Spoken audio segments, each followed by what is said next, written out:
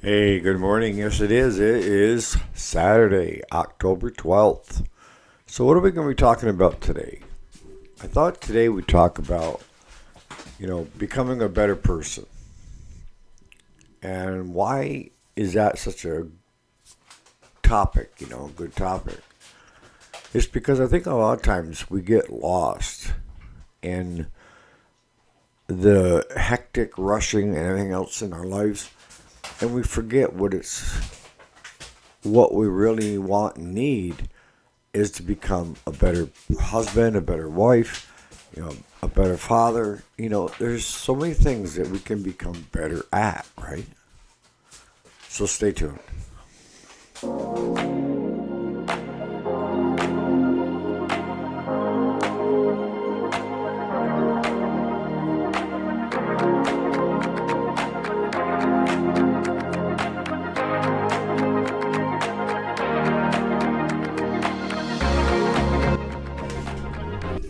Hey, welcome back. Yes, my name is Eric, and yes, this is the weekend.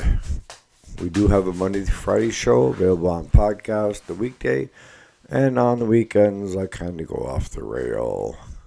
And we talk about personal development, right? Because we all can improve. At least I can. So, how do we become a better, you know, husband, wife, father, mom, grandparent? How can we become better at who we are? And I think the first thing that pops into my mind, because, there's a lot of dead space up there, is the ability and the willingness to admit you don't know everything. And a lot of people can't get by that.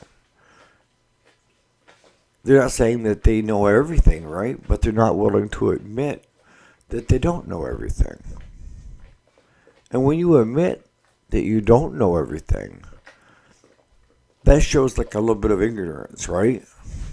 So people are afraid to admit, I don't know X, Y, and Z, because then people will think I'm stupid.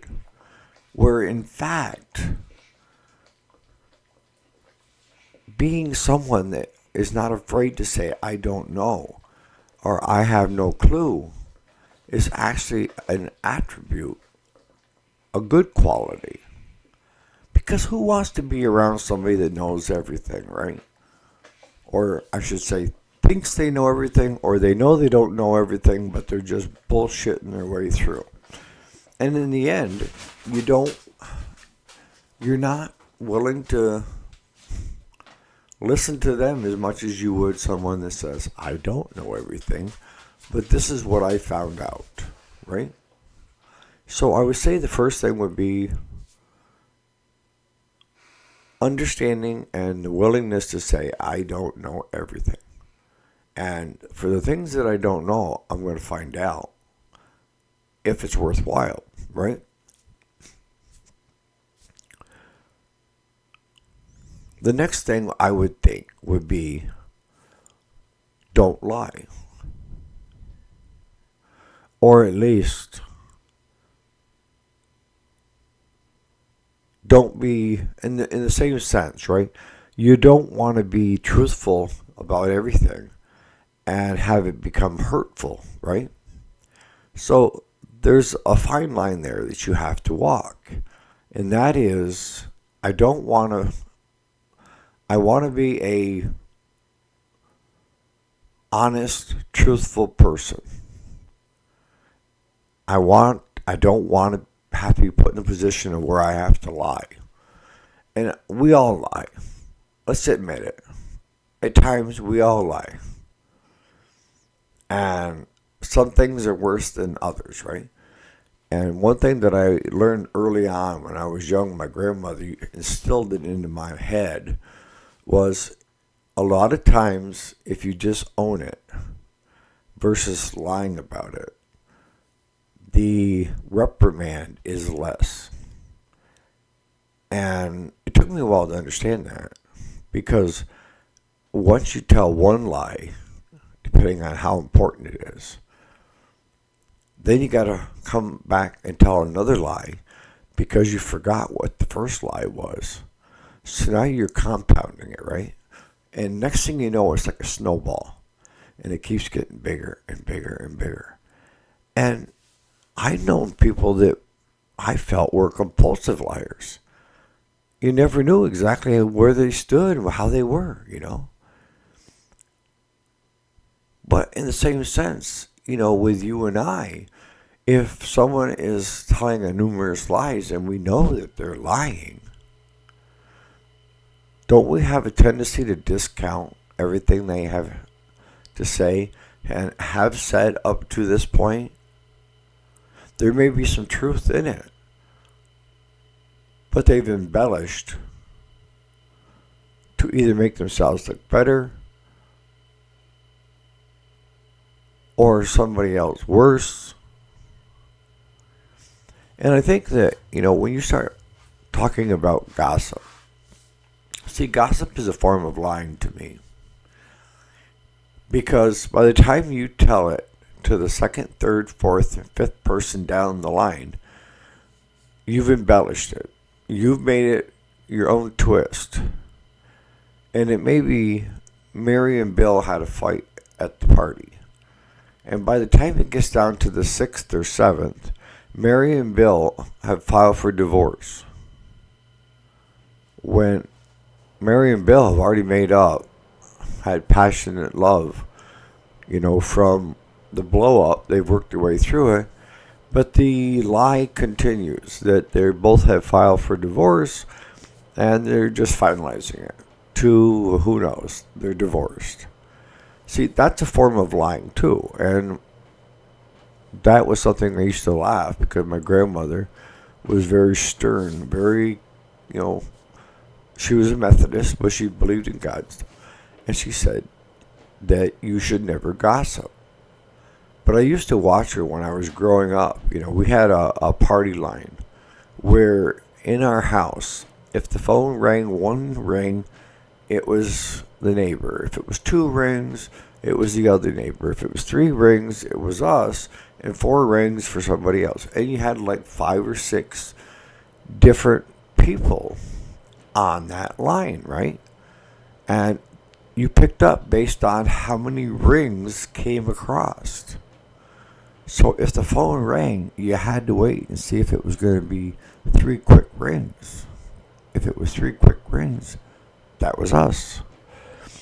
But I can remember, even if it was 1 ring, my grandmother would silently pick up the phone and listen in. And Sunday afternoons were a fun time to watch in our house because Grandma, again, party lines, you could get 5 or 6 people on the line and they would talk about what's going on in the neighborhood and who's going through what and how can we help them, so-called, Is somebody having marital problems? Is somebody, drinking too much and coming home drunk? And that's, the women were the ones that shaped the community because they knew all. And I always wondered, how did Grandma know exactly what I was up to? It's because she had all these spies in town that were looking and watching and listening. And then that was the Sunday afternoon gossip session. So you never could get away with hardly anything in a small town because everybody was on that party line talking about everybody. And it didn't take long for Grandma to bring up, have you seen or heard anything about my boys? Because she raised us 2 boys, grandkids, but she called us her boys. And they would tell all. So here's 2 traits, One is be willing to accept that you don't know everything. And people tend to gravitate towards people that aren't know-it-alls, that understand that, we're all imperfect. There's not a perfect person on this earth. You know, we were made with all our faults and everything, right? And if you know me very well, you know that I'm not a Bible preaching, pumping, none of that above.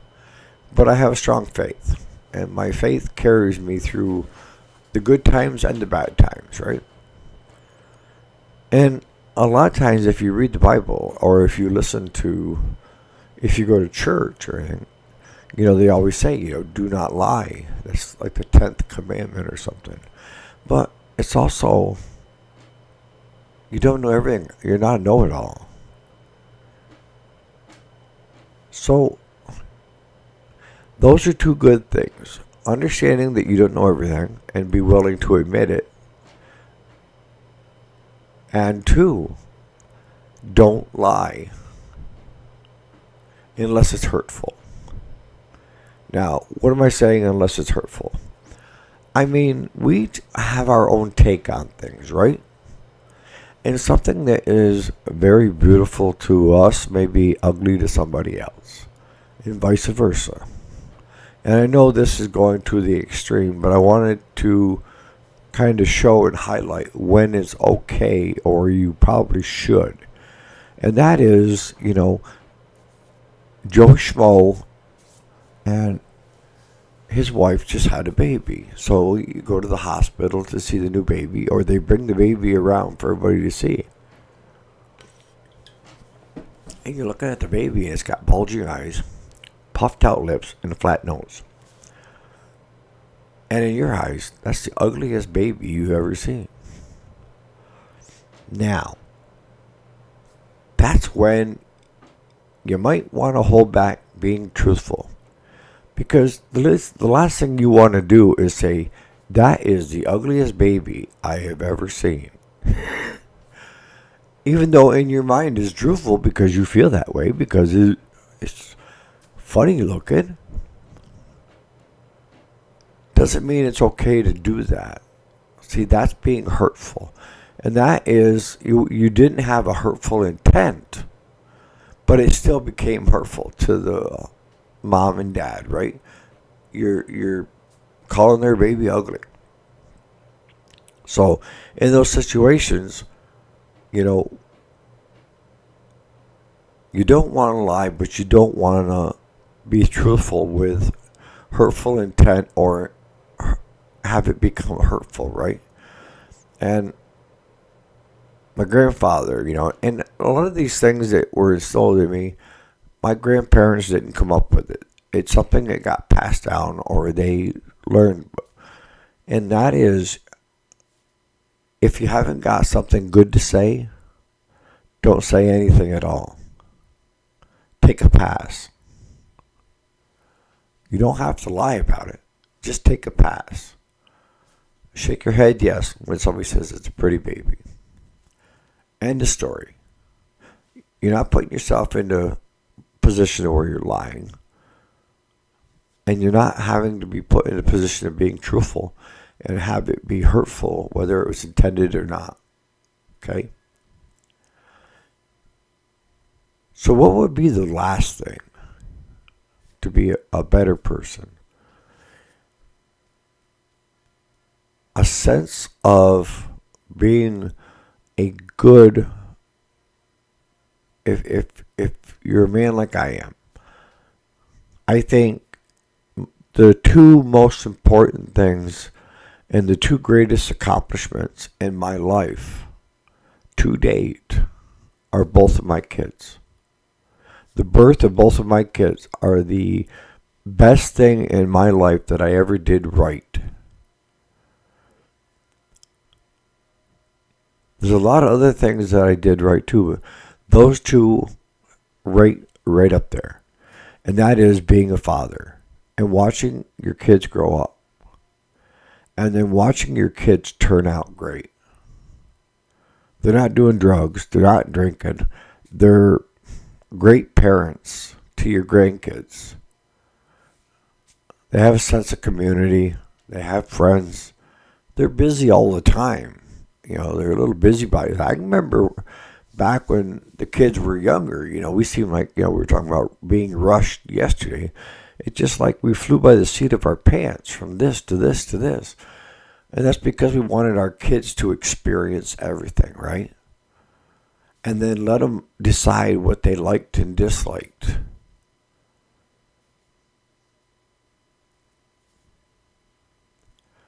So having a sense of fatherhood and a sense of community, of giving back where you can, would be, I think, the third thing. And that's the first three things. That's fine for this week.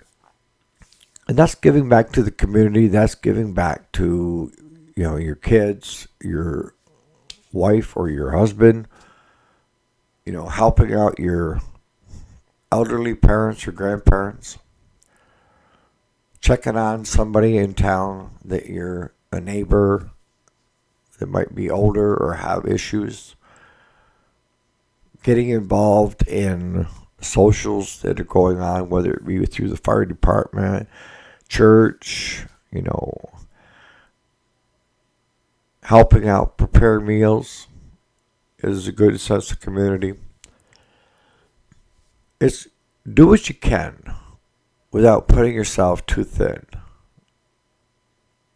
And I know some of you are going to scratch your head now.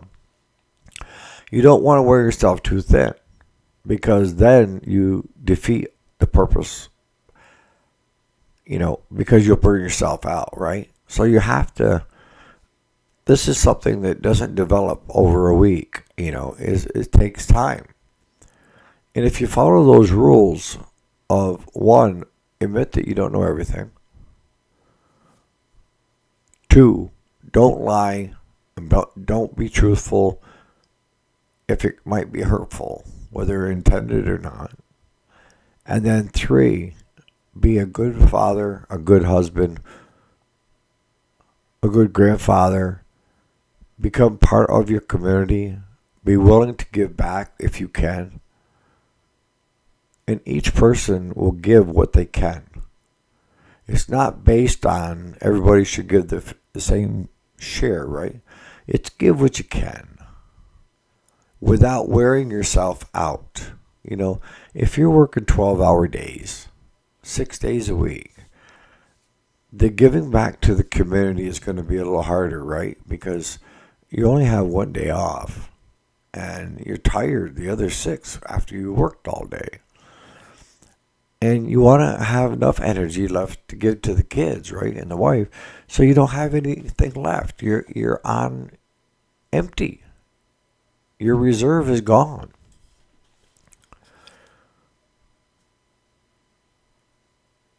But let me know what you guys think. How do I become a better X? And a lot of times it doesn't require a lot of effort. It just has to require a lot of honesty and being honest with ourselves. You don't have to be better than somebody else. The biggest thing I would say I value the most is learning young enough that never compete with somebody else. Because if that person isn't that great, you'll never become great. And that's not a bad thing. I'm not saying that either. But I'm saying that if you try to do better today than you did yesterday, and tomorrow better than today, compete with yourself. If you compete with yourself, and you learn this early on, you will excel. If you compete against somebody else, they may be mediocre, and that's all you'll ever be, because you will not rise to the occasion.